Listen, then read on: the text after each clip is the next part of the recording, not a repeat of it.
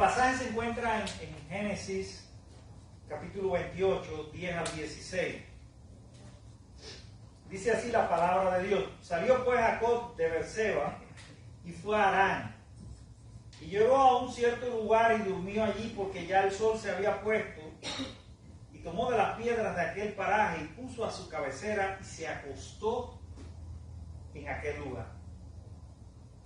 Y soñó, y he aquí una escalera que estaba apoyada en la tierra, y su extremo tocaba en el cielo, y aquí ángeles de Dios que subían y descendían por ella. Y aquí Jehová estaba en lo alto de ella, el cual dijo: Yo soy Jehová, el Dios de Abraham tu padre, y el Dios de Isaac. La tierra en que estás acostado te dará a ti y a tu descendencia. Será tu descendencia como el polvo de la tierra, y te extenderás al occidente, al oriente, al norte y al sur, y todas las familias de la tierra serán benditas en ti y en tu simiente. He aquí yo estoy contigo, y te guardaré por donde quiera que fueres, y volveré a traerte a esta tierra, porque no te dejaré hasta que haya hecho lo que te he dicho. Y despertó Jacob de su sueño y dijo: Ciertamente Jehová está en este lugar y yo no lo sabía. Amén. Amén. Vamos a orar. Padre bendito, en el nombre de Jesús alabamos y te damos gracias, Señor. Gracias por esta nueva oportunidad. Concede, oh Padre, en esta hora que tu palabra sea viva y eficaz, que tu espíritu mueva entre nosotros, se mueva con poder para darnos entendimiento y obediencia a tu palabra. Bendícenos, Padre. Bendice a los que nos escuchan y ven por las redes sociales. Bendice a todos los seres humanos de esta tierra, Señor. Bendice, oh Padre, al pueblo de Israel, a todos esos pueblos palestinos, los pueblos árabes, a todas las naciones de la tierra, que hoy estamos viviendo momentos de conflictos, de luchas, y no hay paz, Señor. Invocamos tu paz para esas naciones. Así en Jesús te lo ruego. Amén. Amén. Recuerdo una vez que María Armenia allí, la China, como le conocemos todos cariñosamente, la pastora de la Junta Mensual de Holguín, ella me dijo en una ocasión esta frase, no sé de quién es realmente, pero yo le doy la autoría a ella, porque no conozco su origen, pero ella me dijo: ámame cuando no lo merezco, porque es cuando más lo necesito. Esta podría ser la frase que identifica a este personaje bíblico. Durante toda la narrativa bíblica nos encontramos con este personaje que es parte fundamental de la genealogía y de la historia religiosa del pueblo judío. Su nombre, Jacob. ¿Quién era Jacob? Jacob era el nieto de Abraham. Fíjense bien, el nieto de Abraham, el padre de la fe, que Dios había llamado en Ur de los Caldeos y le había prometido una tierra que fluyera leche y miel, y le había declarado que él sería bendición para las naciones. Esa promesa había sido cumplida, ¿verdad? Pero es interesante cuando nosotros vemos el origen de esta familia. Cuando nosotros encontramos en Génesis todas estas historias familiares, expresan un profundo simbolismo de naciones que viven en conflicto y en pugna. Y nosotros hay muchas cosas que en una lectura apresurada no logramos percibir. Pero ahí tenemos que entender que detrás de esta historia familiar hay un conflicto de naciones que se está narrando en esta historia bíblica. ¿Quién era este hombre? Bueno, era el segundo hijo. Oiga bien, el segundo hijo de Isaac y de Rebeca, el nieto de Abraham. Pero había pasado algo en esta familia. Él no tenía el derecho que tenía el primogénito, o sea, el primer hijo, a recibir 3/4 de la herencia como primogénito, como hijo mayor. Y a través de distintas intrigas y tramas familiares, logró engañar a su padre para que él fuera el que recibiera la bendición. En un momento de debilidad, su hermano Esaú, que era el que tenía derecho por la ley de aquel entonces, había cambiado su primogenitura por un plato de lentejas. Y así después se disfrazó con una piel de cabrito, porque su hermano era velludo, y entonces ya su padre ciego, cuando tocó sus brazos, sintió aquellos pelos, que era lo que diferenciaba, eran hermanos gemelos, pero uno había nacido, por supuesto, primero que otro. Y lo cierto es que recibió la bendición del padre, que era algo muy importante en la tradición de aquel tiempo. O sea, cuando nosotros estamos leyendo esta historia en Génesis, tenemos que entender que hay un conflicto relacionado con territorio y herencia. ¿No le suena eso algo parecido a lo que ocurre ahora? ¿No podemos encontrar algún tipo de paralelo, aunque no sea la misma situación, con lo que está pasando entre judíos y palestinos? Una lucha por el territorio y por la herencia. Entonces nos encontramos en esa lucha cuando Esaú se da cuenta de todas estas intrigas, de todos estos engaños, de cómo su posición privilegiada por ser primogénito ha sido usurpada. De hecho, Jacob significa eso, el engañador, el intrigador, el usurpador. O sea, que no tenía unos adjetivos muy aleguaños que digamos, ¿no? Era, cuando usted ve la historia de este hombre, dice, ¿cómo es posible que sea el padre de una nación y que luego sea transformado en Israel? En ese cambio de nombre implica una conversión, implica un cambio de vida. ¿Cómo es posible que Dios haya escogido a este hombre con tantas mentiras, con tantas intrigas? Bueno, así es la gracia, así es la misericordia, así es el poder del amor de Dios. El poder del amor de Dios. O sea que Esaú, como primogénito, tenía el derecho a la herencia familiar. Sin embargo, un día la vendió por un plato de lenteja. Más tarde, en complicidad con su madre Rebeca, habían engañado a su padre. Este es un breve resumen de lo que nos cuenta la historia bíblica, pero detrás de esto hay un profundo simbolismo y hay también implicaciones que me parece a mí importante tratar en esta mañana. Algo nos enseña siempre la palabra. Algo es relevante para nosotros en la vida. No importa que las historias nos parezcan simples y sencillas, a veces hasta mejor, porque así hasta los pequeños lo pueden entender y los más eruditos pues también pueden encontrar una lección de lo que Dios quiere transmitirle a través de este contexto y esta vida. Pasó algo allí en ese viaje, porque luego que Saúl se enteró de todo esto, procuró matarlo. Así dice la palabra de Dios. Su hermano quería matar. Me ha robado los derechos a tener un territorio, a la herencia familiar, y te voy a matar. Y por supuesto, cuando alguien te quiere matar, por lo general lo que uno hace es huir, ¿cierto? Si usted ve, aquí en este país pasa eso muy, muy a menudo. Si alguien saca un arma, todo el mundo corre. Incluso esa es una práctica que se está usando últimamente en los moles. Dicen que hay alguien con un revólver y es para crear un caos. Crean el caos y se roban la mercancía. Todo el mundo dice, hicieron un disparo. Es mentira. Pero esto funciona muy bien. O sea que la gente cuando ve amenazada su vida huye. Es lo natural, es la respuesta más lógica, más rápida, podríamos decir. Entonces, en ese viaje, porque fue un viaje de regreso. Interesante cuando usted analiza la historia. Dios se había mostrado en Abraham, Dios le había llamado a Abraham y lo había enviado.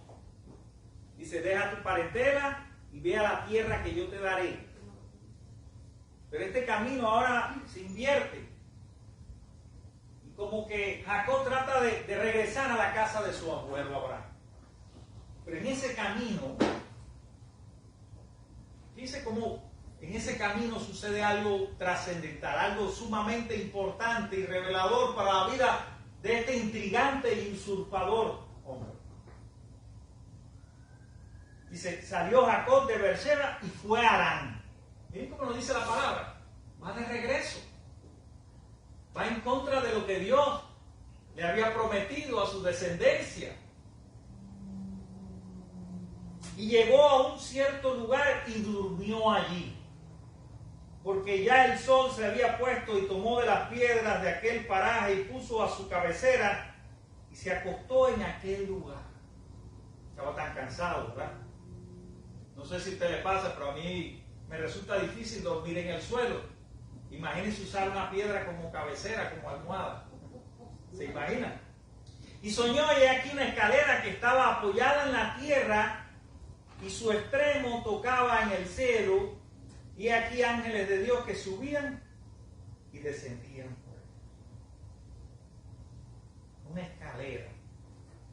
Resulta ser que la tradición profética, uno de los medios de revelación era precisamente a través de los sueños.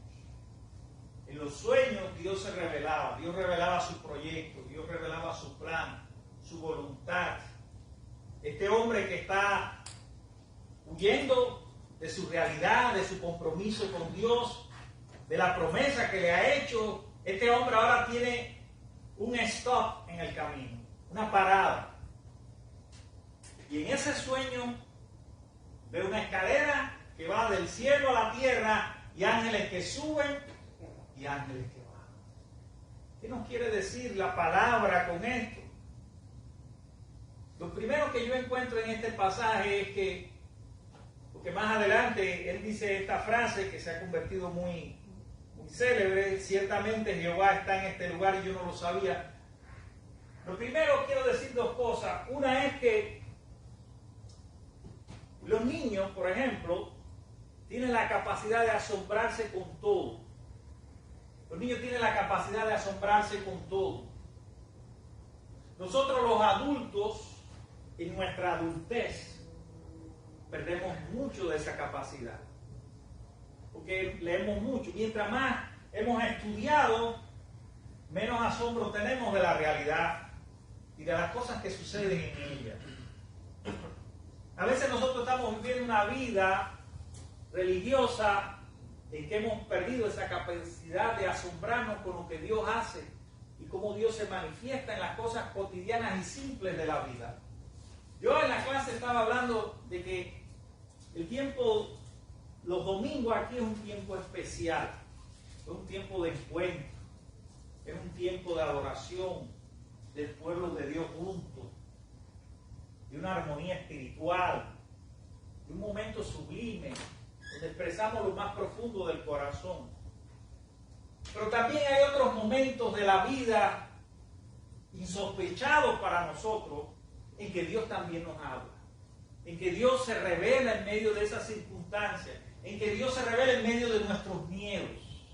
Hay muchas cosas en la vida que están rompiendo y obstaculizando los sueños de agradar a Dios, de servir a Dios. Esos obstáculos que vemos como gigantes, que vemos como montañas delante de nosotros, y que en un momento, por nuestra falta de comunión constante con Dios, podemos sentirnos cansados, podemos sentirnos abatidos, podemos incluso perder el propósito al cual Dios nos llamó. En ese preciso momento, cuando más cansado, triste y abatido te puedas sentir, en ese momento insospechado, ahí está Dios, para revelarse en tu vida, para dar una palabra de aliento, para levantarte de esa situación, para transformarte. Algo que quiero decir en esta mañana La adoración no tiene sentido si no hay una transformación profunda en el corazón de aquel que adora. Si no hay un cambio significativo que produzca en él un fruto de paz y de vida en abundancia. Amén. Entonces, cuando estamos aquí adorando a Dios en este momento que hemos escogido y estamos en esa actitud de escuchar a Dios, Dios va a revelar algo para tu vida, que no va a ser lo mismo para la mía. La historia de Jacob es una historia familiar, conflictiva, llena de problemas, de luchas, de intrigas. Es la vida. Porque ¿qué es la vida? Nosotros a veces queremos evadir los conflictos, pero no es la actitud correcta. Nosotros a veces queremos evadir muchas cosas, queremos evadir nuestras tristezas, nuestros abatimientos, pero a veces la mejor actitud ante eso, y eso me parece a mí que es una actitud de fe, es recibir esas cosas. Recibir eso, porque es también parte de la vida. Porque los conflictos también pueden ser un impulso para un crecimiento mayor. Porque los conflictos no siempre terminan en guerra y muerte. Los conflictos también pueden ser el punto detonante de una acción decisiva en tu vida que te transforma y que te bendice a ti y a toda la gente de tu alrededor. O sea, el conflicto como una oportunidad para crecer. El conflicto como una oportunidad para mejorar. El conflicto como una oportunidad de manifestar la gracia divina. Porque cuando nosotros leemos en el pasaje que hemos encontrado aquí, en esta mañana que estamos analizando, cuando leemos profundamente, estamos viendo ese momento de comunión, y eso es lo que significa la escalera. Un momento en que Dios se revela, un momento en que Dios se comunica, un momento en que Él puede acceder a lo divino. Ese momento nos puede suceder a todos nosotros en la vida, amén. No solo aquí en el culto, sino en esos momentos precisos donde nosotros pensamos que no merecemos la gracia divina por cosas que han pasado en nosotros, y es cuando Dios nos muestra la grandeza de su amor. Amén. Amén. Recuerda bien, ámame cuando no lo merezco, porque es cuando más lo necesita. Esa sería la frase que llevaría la vida de este hombre, de Jacob. Y más adelante, cuando nosotros leemos, luego de este sueño, luego de esta presencia divina tan poderosa en la vida de este hombre, que cambia el rumbo, que lo cambia de ser alguien temeroso, escapando de su hermano, a una persona que dice, yo tengo que tomar la iniciativa para reconciliarme con mi hermano. Porque la adoración no tiene sentido si no hay reconciliación entre los hermanos. La adoración no tiene sentido si nosotros vivimos peleados unos con otros. Si nosotros nos posicionamos en actitudes de poder. La adoración no tiene sentido en ese punto, mis queridos hermanos. Tiene sentido cuando venimos aquí a celebrar el Dios de la vida, cuando en ese proceso de celebrar juntos y de adorar juntos se manifiesta reconciliación y hay paz para los que están enemistados. Ese es el ministerio de la iglesia, un ministerio de reconciliación. Como diría la antigua frase, venimos a adorar, pero salimos a servir. Venimos aquí a recibir el perdón de Dios, pero salimos para perdonar, para hablar de un Dios de gracia, para hablar de un Dios de misericordia, un Dios que se puede revelar en el corazón de la persona que quizás sea menos aceptada y querida de la sociedad por todos los clichés y todos los estereotipos que puedan existir. Ese Dios verdadero, ese Dios de la Biblia, ese es el que nosotros anunciamos, es el que nosotros predicamos, el del cual damos testimonio. Y no solo porque lo dice la Biblia, no solo porque pasó en la vida de Jacob y de tantos personajes bíblicos, sino porque es también parte de mi vida, de mi testimonio, de mis tristezas, de mis abatimientos. Y por eso yo quiero compartir esa gran verdad de cuánto te ama Dios, de cuánto quiere Dios que tú te conviertas en un adorador, en espíritu y en verdad, que tu adoración sea genuina y que esa adoración sea expresada de muchas maneras, pero siempre con el principio de traer vida y bendición a otros. Miren todo esto que sucedió y qué podemos aprender nosotros en medio de estas luchas familiares, en medio de esta lucha interna. No solo que eran luchas externas las que había en el corazón de este hombre, sino también una lucha profunda. Cómo regresar, cómo verle la cara a mi hermano, cómo ponerme frente a él. Y aún, si uno analiza profundamente la historia, se da cuenta que en el momento, incluso más adelante en los capítulos que siguen en todo Génesis, cuando llega ese momento de encontrarse con su hermano, aún hay dudas. Y Jacob pone delante de él a su familia para que no le haga ningún daño. Interesante, ¿verdad? Podríamos hablar de que fue una reconciliación total. Había ciertas dudas en él de que su hermano lo iba a perdonar o no. ¿Por qué la reconciliación y por qué muchos pasajes de la Biblia quedan inconclusos? Porque Dios quiere que eso que quedó inconcluso se haga realidad en la vida tuya y mía, en la vida del pueblo de Dios. Esos procesos que han quedado inconclusos en tu vida de reconciliación, de perdón, de misericordia, de diálogo, todavía están inconclusos en la tierra que vio nacer al Salvador. Hoy estamos viendo un escenario terrible, lo que está pasando. Y me voy a ir un poco a esta situación, me parece oportuno no dejar de mencionar esto. No quedarnos solamente en el plano personal, sino también ver esta guerra por territorio, por herencia, por poder, por geopolítica. Sabemos que hay una influencia religiosa muy fuerte, pero también sabemos que hay otros factores políticos y de otro tipo que no tienen que ver con la historia bíblica y con este contexto familiar del cual nos habla la Biblia. Pero sí encontramos algunos paralelos, encontramos algunas cosas. O sea, son luchas por territorio, por una herencia cultural y religiosa. Hay rivalidad, hay enemistad, hay religión, hay nacionalismo.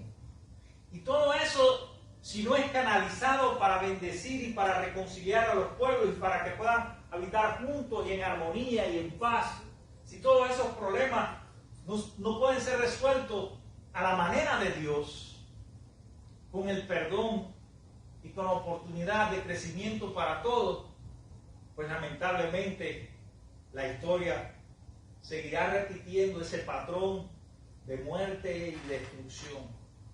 Qué bueno que nosotros en esta mañana no solo que oremos por esos pueblos, que es muy importante, y creo que es lo primero que tenemos que hacer en esta mañana, orar, porque haya reconciliación, porque Jacob y Esaú, que representan dos pueblos, árabes y judíos, puedan vivir en paz, puedan perdonarse, puedan encontrar en Dios una solución a esos conflictos que sea de bendición para toda la tierra. Todavía queda esa promesa hecha a Abraham hace tantos siglos, inconclusa en la historia de estas dos naciones. Y por eso es importante que nosotros oremos. Por eso es importante que nosotros también nos convirtamos en agentes de paz, en agentes de reconciliación.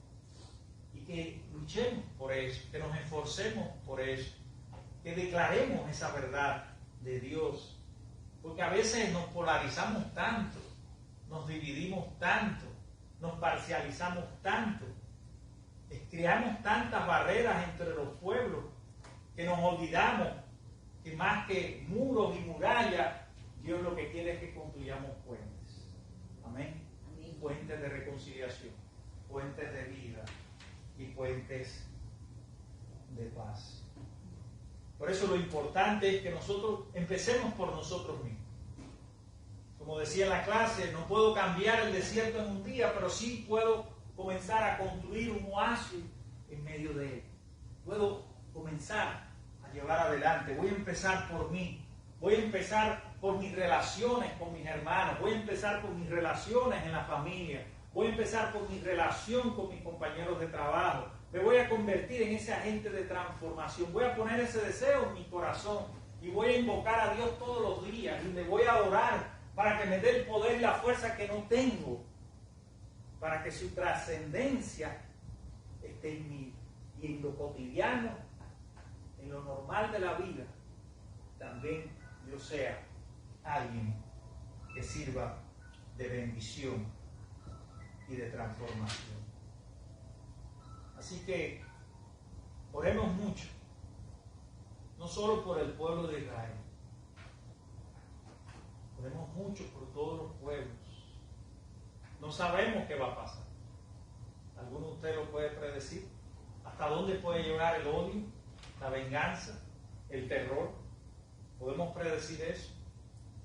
Por eso la situación ahora es difícil, es crítica. Y necesitamos mucho de la ayuda de Dios. Que Dios los bendiga y que su gracia y su poder esté con todos nosotros, ahora y siempre. Amén. Amén. Amén. Vamos a orar. Los que quieran, vamos a ponernos de pie. Vamos a orar con este sentido profundo de devoción a Dios.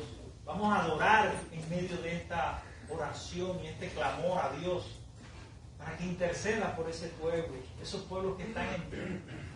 Vamos a orar con nuestros corazones, no solo con la mente.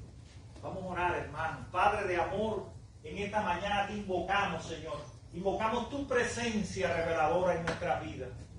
Invocamos tu poder, porque sabemos que sin ti nada somos, Señor, que te necesitamos a cada instante, a cada momento. Necesitamos de tu presencia para que nos reveles nuevas cosas, para que nos indique el camino de regreso a ti, Señor. Porque muchas veces, estamos turbados, a veces estamos con temores, Señor, que no nos permiten adelantar, crecer, mejorar en nuestra vida cristiana, oh Padre. Ayúdanos en ese propósito y bendice a tu pueblo. En donde quiera que se encuentre reunido, que tu pueblo te esté adorando en espíritu y en verdad, buscándote en oración, buscándote en comunión. Que ángeles del cielo desciendan, oh Padre, para traer bendición a la vida de tu pueblo, oh Dios. Pero también, oh Padre, reconocemos que esta promesa de multiplicación, de prosperidad, de herencia tuya, Señor, hoy está rota, porque hay pueblos en pugnas, porque hay una guerra que amenaza a todos los pueblos de la tierra, Señor. Y son muchos los intereses egoístas. Oh Padre, en esta hora invocamos tu presencia en esa tierra sagrada, Señor. Invocamos tu poder reconciliador, que tu misericordia y tu gracia esté allí, en cada corazón, Señor. Usa los instrumentos, los medios que has creado en esta tierra para que haya un diálogo genuino, para que haya paz, para que puedan convivir estos pueblos enemistados y puedan ser reconciliados por tu amor, Señor. No te vayas, no abandones esos conflictos. Manifiéstate allí, Señor, con tu gracia y tu perdón. Así en Jesús oramos. Amén.